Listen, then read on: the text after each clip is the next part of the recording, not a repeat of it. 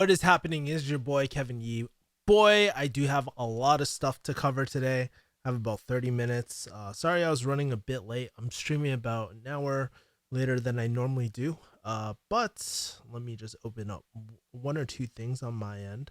But today I thought I'd cover a few different updates because some things have happened in the pharmacy world. And plus, I want to share 7 things that I feel like would help you guys a lot. Maybe I'll do a individual video about this, but we'll just go from there. By the way, repping that new Refugee Hustle merch. I bought probably about 3 of these. If you want to go refugeehustle.com/shop, that's where you can pick it up. If you guys are just tuning in, make sure to spam that like button. Really appreciate it. I know it sounds like a broken record sometimes, but I really do feel like letting people know, having the YouTube algorithm really kind of blast this channel out, really making sure that we take care of our frontline healthcare workers, which includes pharmacists. And of course, I have a special place in my heart for pharmacists because I still technically am one, and a lot of my brothers and sisters, they're on the front lines just working day in, day out. But anyways, I kind of want to cover a few different things today as well. So if you can't tell, I have a bunch of tabs open, which I'm going to open in a second. I'm going to drag this over here and give you some updates. So first of all, I normally bash on this company a lot. I always bash on CVS, but I have to admit, you know, CVS actually did a solid one. I'm not sure if they saw any of my streams or they're listening to ZDoggMD. Regardless, finally, CVS is giving frontline workers bonuses, hiring 50,000 people to meet the COVID-19 needs with temp agencies and all that. Although, you know, to be honest, I don't really. And by the way, I would love to kind of hear from you guys. What do you think about this move with CVS? So let's kind of give you some background about it first. So you know, CVS is basically giving $150 to $500 bonus to a lot of the pharmacists, healthcare professionals, store associates, managers, and other hourly employees who are eligible as well, right?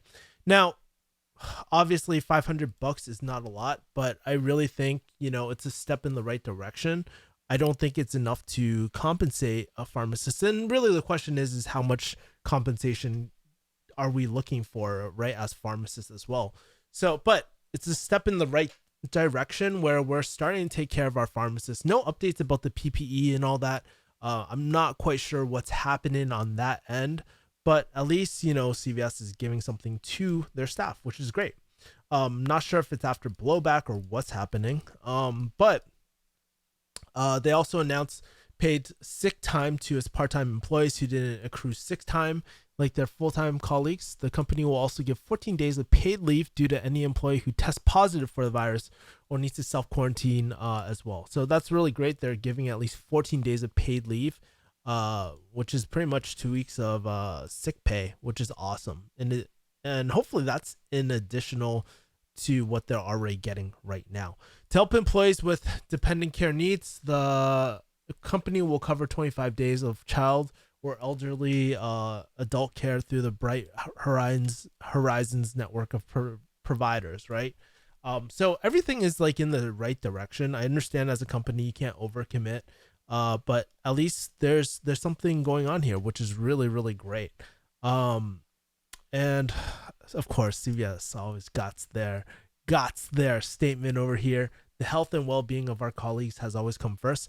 We've been working around the clock to increase the availability of supplies and update protocols to ensure our stores are safe for colleagues and customers alike. So I haven't really researched other chains or anything like that, but I hope, you know, CVS kind of sets this precedent of taking care of our providers first, you know. So that is something really, really important. Also, you'll read things like, now to meet its higher staffing needs, CVS plans to hire 50,000 full-time, part-time, and temp employees across the country, home delivery drivers, all these sort of things.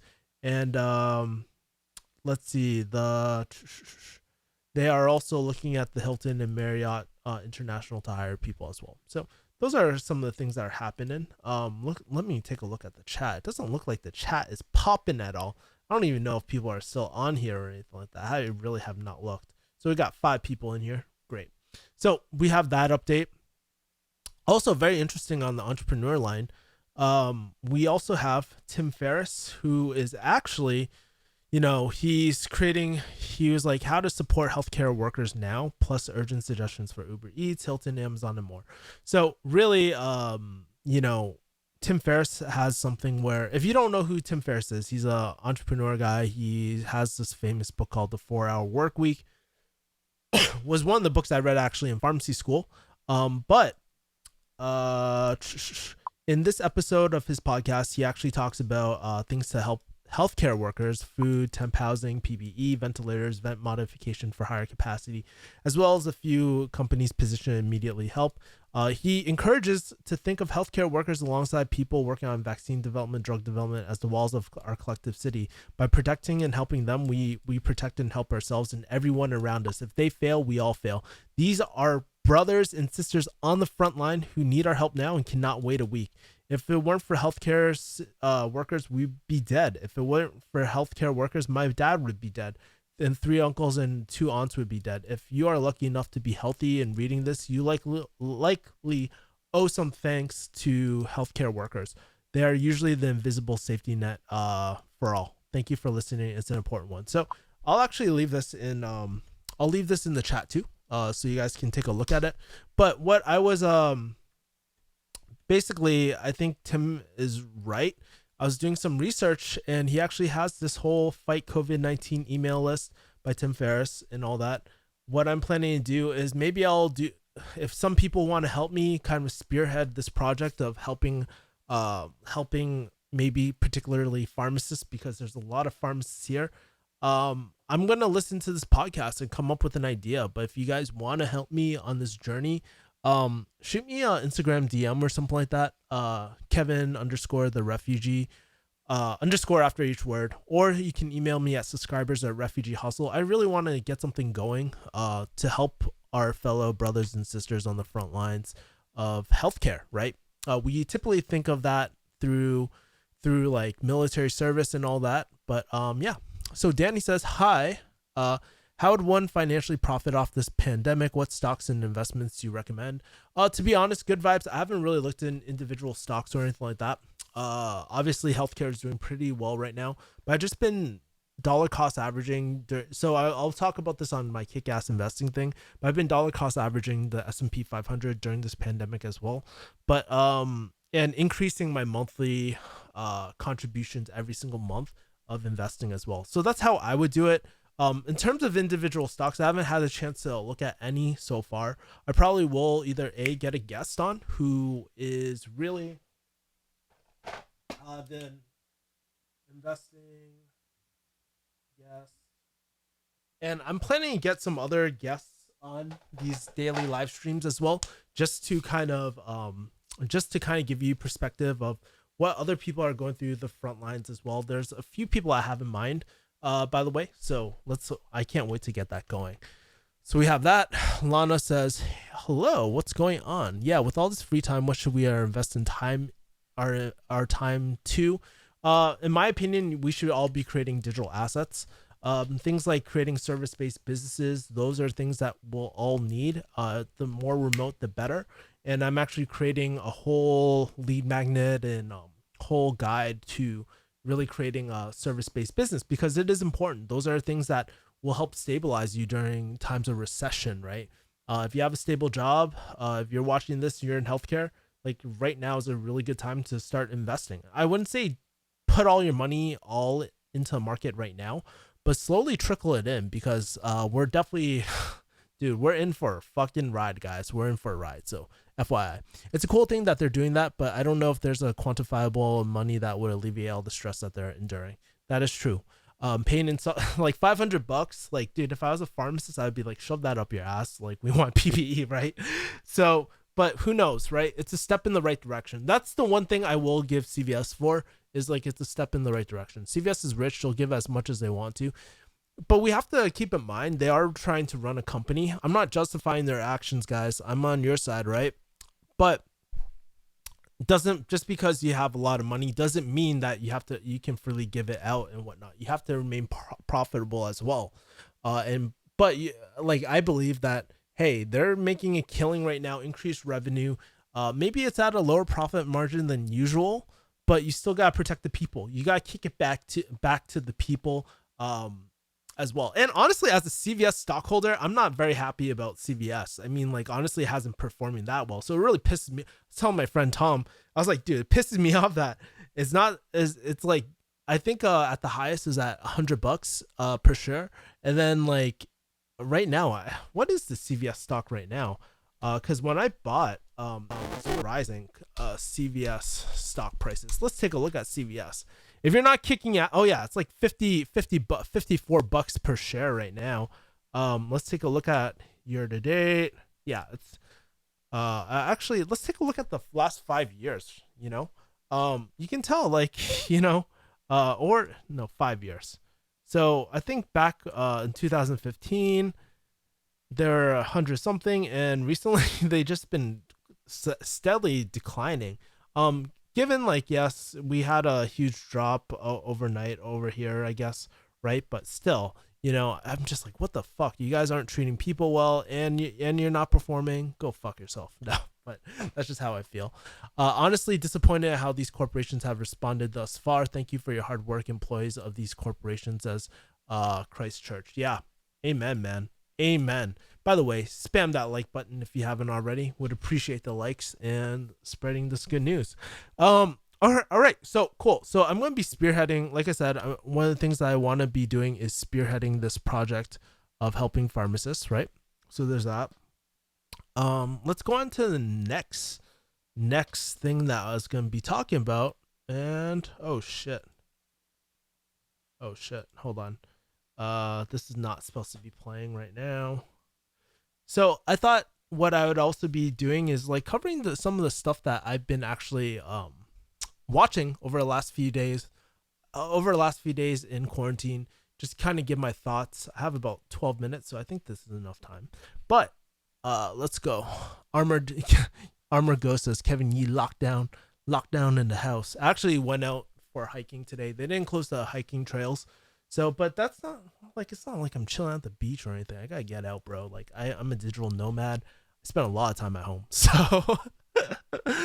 I wanted to share 7 things that I'm actually watching right now. One of the things I've been watching is this episode of Kingdom. If you guys don't know what Kingdom is, it's kind of like a take Korean drama plus take a Korean drama plus a zombie apocalypse, and boom, you got freaking Kingdom over here. And it came out at a really interesting time when everything started, like when people were in panic buying mode and all that. That's when this show actually, like, they released their second season. But it just really shows you the true nature of people, and it reminds me like how savage people can be, how selfish people can be sometimes in this world of zombie apocalypse and all that. And just to preface too, I'm not the type of guy that really watches a lot of shows, but with some of my gym time kind of relieved every single day, I've had a little more time to catch up on some shows that I've been watching for a long time, and Kingdom is one of them. It's a really, really great show. If you guys have the time, I'll post a link in my chat really quick for everything as well. So, dude, it is freaking sick. I watched it all in one night. Like, okay, I know something is really good when I'll stay up all night and watch this. It's crazy, bro. During World War II, when Germany invaded the Netherlands, Shell Oil relocated their HQ to the Dutch island of Curacao. Interesting. Danny says Kingdom. You should watch Etowan class. I'll watch that later. I'll try. Dude, I have this really bad tendency to binge watch everything, so I gotta be very careful. Sup, dude? Well, one thing I was worried about was how pharmacists would stay safe administering the vaccines amid the pandemic. Yes, we are already stressed enough. The healthcare system is already stressed enough for the most part. And so, yeah, that's something that I'm always advocating for, is that we have at least PPE and all that sort of stuff, and that we support our pharmacists during these hard times. Like, support their decisions, make them feel fucking safe, because if they don't, guess what? Everyone loses. Everyone in this society loses. We cannot tolerate assholes. We cannot tolerate not protecting our healthcare professionals. So important. It's the primary focus that we should have, because by caring for our frontline professionals, right? It helps the whole community all together. All right, so that's one of the things I've been watching. I got 9 minutes, cool. Another thing I've been watching recently is actually this. Well, thank you, Amazon. Really appreciate it. Something else I've been watching else is this show called or this movie called Parasite. Um, so I've been watching a lot of what's that called? People doing, because everybody's been buying all the instant noodles and ramen packs and stuff, and there's this whole Ramadan like type of recipe mukbangs type of stuff. And so people are raving about this movie. It actually beat Joker during the, I think, the awards or something like that, Grammy Awards. Or whatever awards. I don't know. I don't keep on top of that stuff. But it was a really, really interesting show that took a really dark turn. And again, it just shows you kind of like, it made me think a lot about societal class, rich people, poor people type of mentality, and all that as well. So it was a really interesting one. Definitely bit the bullet on that one. Another show I've been actually watching too, and another show I've been watching too is this show Better Call Saul. Really great show, by the way. If you guys don't know, it's like the guy from Breaking Bad, the lawyer, and it goes into his story and all that. Really interesting. And I think like the reason why people should watch witty shows like Better Call Saul, because this is very like shot very well, and it always has your mind turning and stuff. And to see all these plot twists and all these like sneaky lawyer strategies, man, I think it keeps you on edge. And I think everyone should watch a show something like Better Call Saul, where it's like funny at one moment, gets really fucking dark, and see the character progression of certain people, right?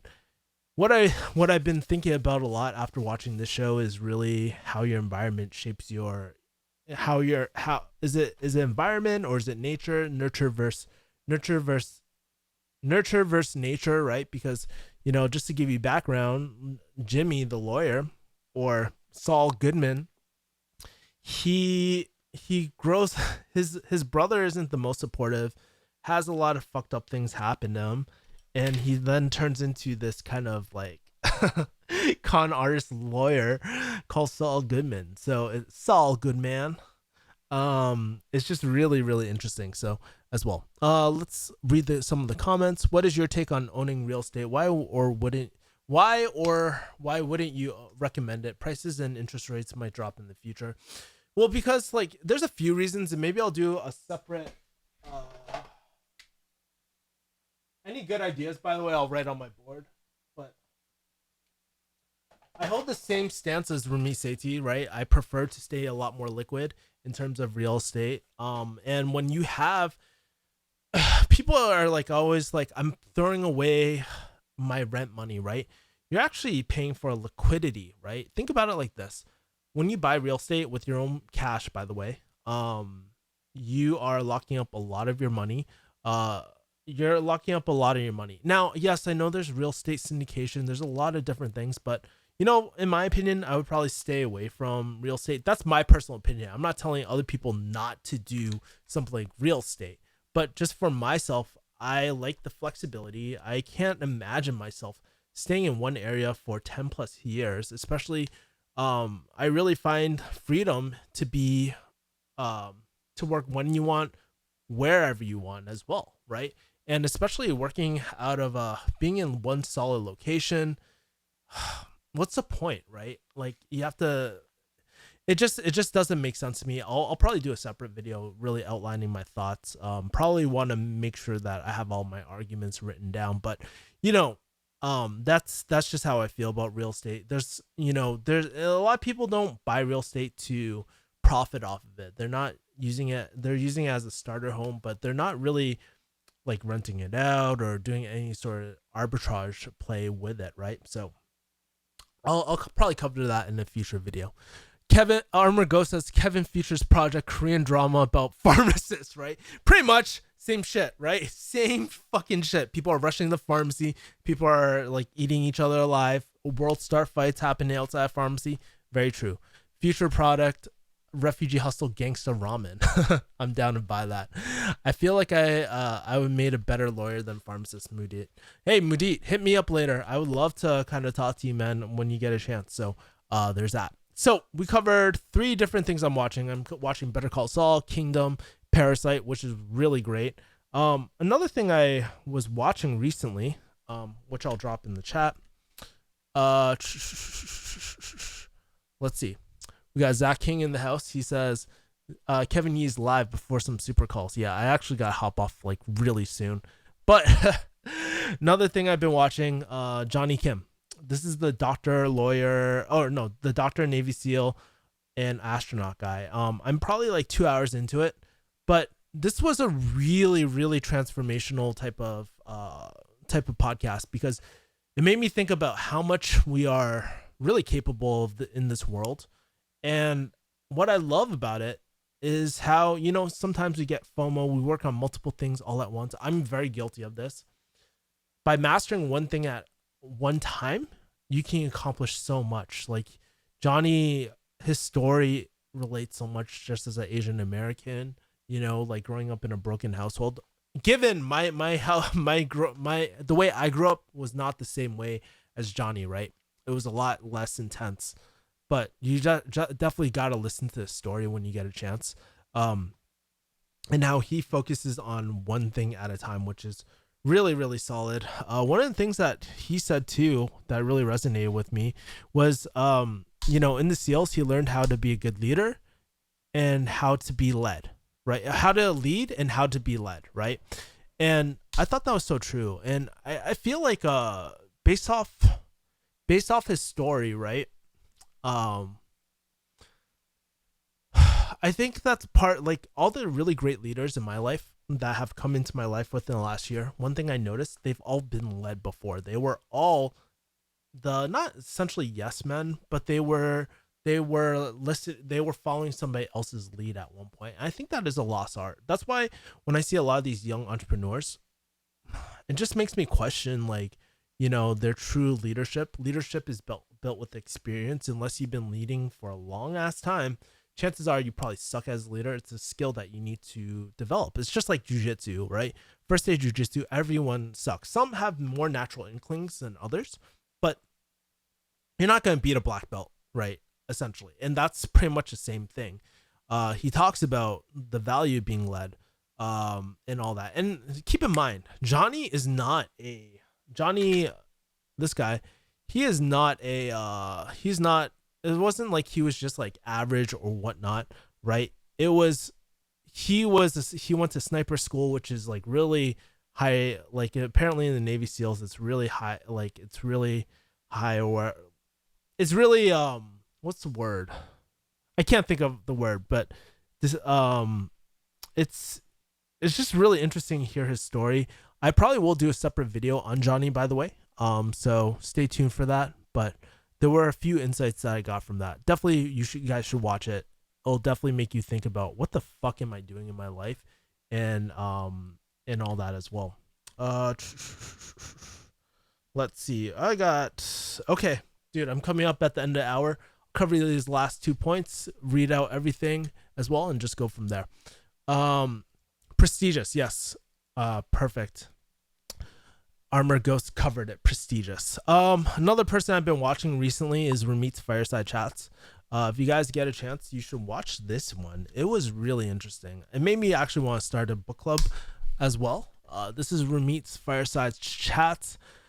Been really listening to a lot of his philosophies. If you guys don't know, I'm a huge fan of Ramit Sethi. I just bought his Earnable course too. Not necessarily to take it, but to see how his concepts have changed, right?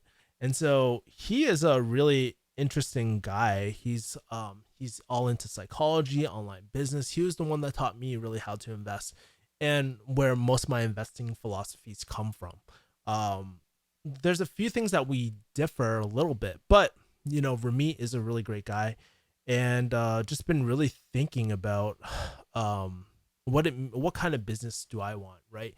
So he's more of a role model that I've been looking at as well. Definitely, I would have a great listen. The last thing that I'm watching or listening to, highly recommend, because I was really uh I was really like binge watching this guy's content. His name is, let me show you guys, Larry Lawton. This guy, freaking interesting as hell. Used to be a jewel robber, right? And he talks about what is prison life like? What is it like chilling with gangs? What is it like what goes through your mind when you are robbing a jewelry? Why do you rob jewelry? Right, the whole culture behind everything. You can really tell that this guy is a really smart guy. He's not a chump off the street. Like, criminals are really, really smart people. They're very calculated and whatnot.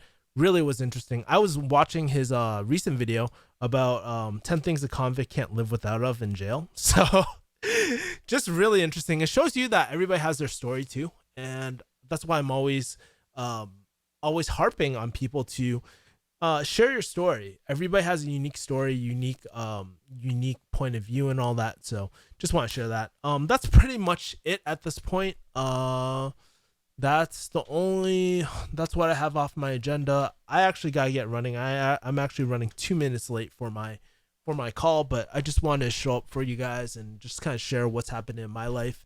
Any topics that you want me to cover, that'd be perfect. I wrote down some things on the board to cover later, and we'll just go from there. All right. I will talk to you guys later. Have a great rest of your day. Take care, mother people. Peace. Stay safe, guys, and protect our pharmacists and healthcare professionals. Later, guys. Peace.